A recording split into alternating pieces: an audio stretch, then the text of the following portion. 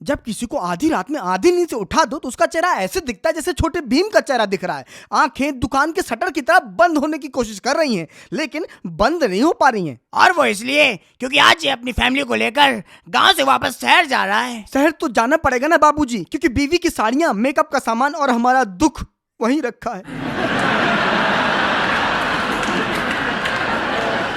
तो Satna railway station से train पकड़ने के पहले मैं मेरी नानी के गांव में था। नेहा भी अपने मायके से छोटे भीम को लेकर मेरी नानी के गांव में आ गई थी ताकि मेरी नानी एक बार और छोटे भीम को देख लें। तो यहाँ से निकलने से पहले हमने सोचा कि छोटे भीम की टंकी को फुल कर देते हैं, क्योंकि अगर उसकी टंकी खाली होती है तो वो नौटंकी फुल करता है। तो घर के बाहर गाड़ी थी, गाड़ी के ड्राइवर भी थे। फिर थोड़ी देर बाद जब हम लोग गाड़ी में बैठे और बाहर खड़े नाना नानी को इमोशनल टाटा बाय बाय करके वहां से निकले, तो जो रोड आपको अभी खाली और काली दिख रही होगी वो 20 मिनट के अंदर ही अंदर लोगों और लाइटों से भर गई, क्योंकि हम लोग सतना पहुंच चुके थे। 10 मिनट और लगा के हम सतना रेलवे स्टेशन पहुंच गए और सामान नीचे रखने के बाद फोन उठा के नेहा ने तुरंत अपनी मम्मी से कहा, मम्मी चिंता मत करना, हम लोग रेलवे स्टेशन सकुशल पहुंच गए। आपने मेरे लिए सुंदर दामाद ढूंढा है, बहुत अच्छे हैं। होए दामाद, ये बता कि तेरी ट्रेन कितने बजे की है? जी बिल्कुल, हमारी ट्रेन 8:50 की थी और टाइम पर चल रही थी। तो शुरू में तो हम लोग उसी जगह पर बैठे रहे, लेकिन जब ट्रेन के आने का टाइम हुआ तो वहां से उठे और आगे पहुंच गए। पर जब तक ट्रेन आती तब तक छोटे भीम ने सोचा कि मैं अपना हाथ खा लेता हूं। तो हम लोग एक हाथ पकड़ते थे, वो दूसरा हाथ खाने लगता था, दूसरा हाथ पकड़ते थे, वो पहला हाथ खाने लगता था। तुमको हथकड़ी लगानी पड़ेगी लगता है। तो ये इसकी ट्रेन का नंबर है और ये इसकी ट्रेन का डब्बा जिसमें ये सभी यात्री बैठ चुके हैं। और ट्रेन में बैठते ही मैं अपनी नजर यहाँ वहां बैठाने लगा तो दिखा कि फैलाने के लिए चादर थे, पाँव तो हम लेके आए थे। सामने वाली सीट पर तकिया रखा था, कम्बल रखा था और थोड़ी देर में छोटा भी मेरी गोद में आके रख गया, क्योंकि नेहा लोग जो घर से खाना लाए थे वो अपने पेट तक ले जा रहे थे।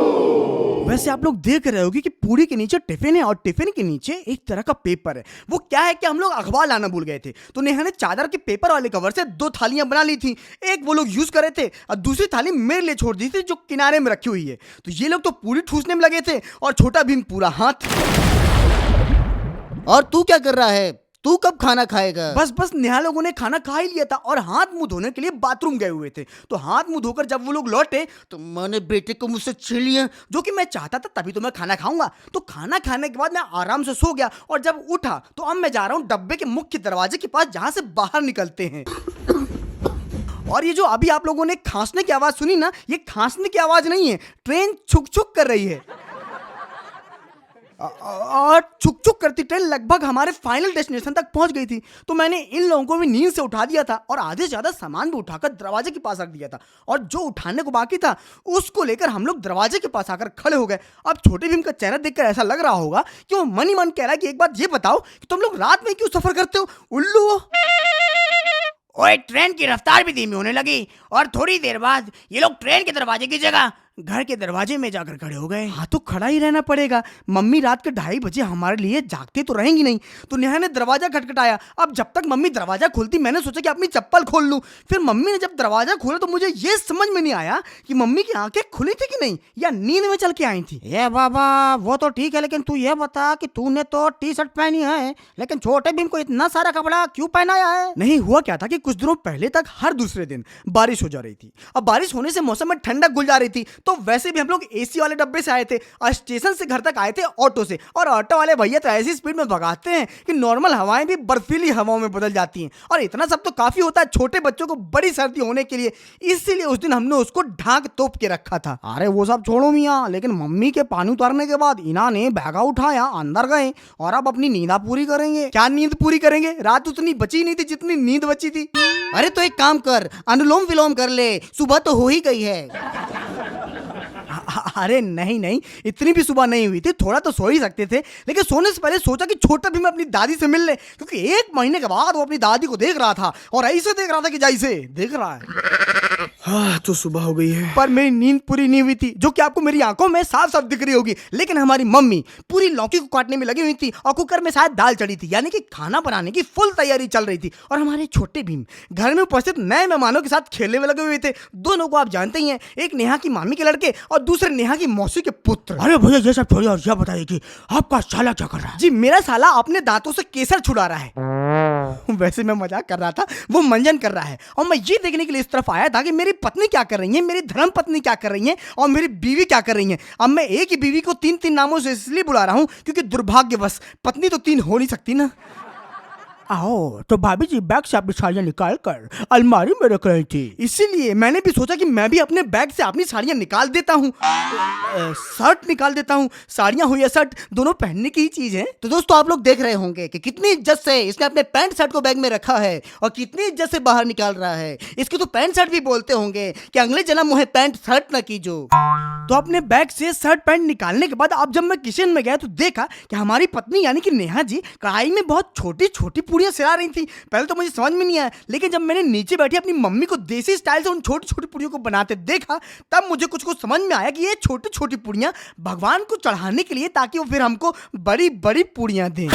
है अगर आप लोग इसके चेहरे को देखोगे ने तो कुछ भी नहीं बदला, लेकिन इसकी टी शर्ट बदल गई है। हाँ, और वो इसलिए क्योंकि मैंने सुबह सुबह नहा लिया था और घड़ी में भी सुबह के 10:20 हो रहे थे, तो मुझे हल्की हल्की थोड़ी थोड़ी नन्ही मुन्नी भूख लग रही थी। इसलिए मैंने जब किचन में जाके देखा तो चावल की खीर बनी हुई थी, दाल की दाल बनी हुई थी, और इस वाले बर्तन को जब मैंने खोल के देखा तो इसमें कुछ भी नहीं बना हुआ था। ये देख के मेरा दिल टूट गया। वैसे मैंने सोचा कि ठीक है थोड़ा देर और इंतजार कर लेता हूँ, पर हमारे छोटे भीम मस्ती कर रहे थे क्योंकि बहुत दिनों बाद वो अपनी दादी के हाथों से मालिश का मजा ले रहे थे।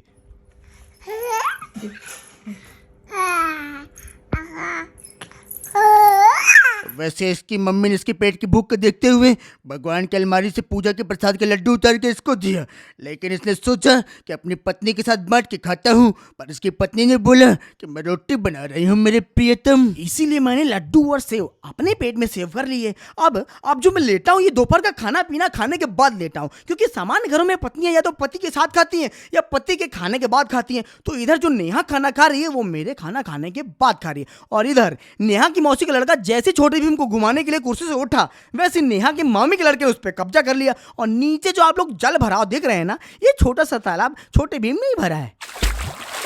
तो भाभी जी तो भोजन कर रही थी, लेकिन मम्मी जिनके हाथ में झाड़ू और कचरा उठाने वाला वो ये बोल रही थी कि तालाब में पाँव रख रख के हर जगह पाँव के प्रिंट मत बना देना। सही तो बोल रही हैं। तो इसके बाद मैं गाड़ी लेके बाजार गया था, बाजार से कुछ सामान लाना था, वो सामान लाना था जो मुझसे मंगाया जा रहा था, और वो मेरे हाथों में झूल रहा है। दोपहर के 2:45 बज रहे थे और छोटा भीम मेरे कप में रखी चाय को ध्यान से देख रहा था, क्योंकि अब तक वो इतना समझ चुका था कि ये लोग कुछ ना कुछ पीते रहते हैं और मुझे नहीं देते।